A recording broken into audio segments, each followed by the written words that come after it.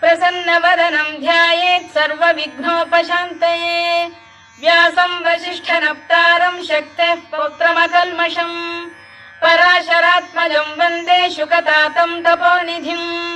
व्यासाय विष्णुरूपाय व्यासरूपाय विष्णवे नमो वै ब्रह्मनिधये वासिष्ठाय नमो नमः। अविकाराय शुद्धाय नित्याय परमात्मने सदैकरूपरूपाय विष्णवे सर्वजिष्णवे।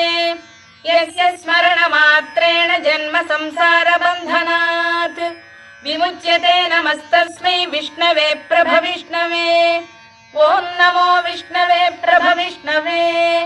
श्रीवैशम्पायन उवाच श्रुत्वा धर्मानशेषेण पावनानि च सर्वशः युधिष्ठिरः शान्तनवं पुनरेवाभ्यभाषत। युधिष्ठिर उवाच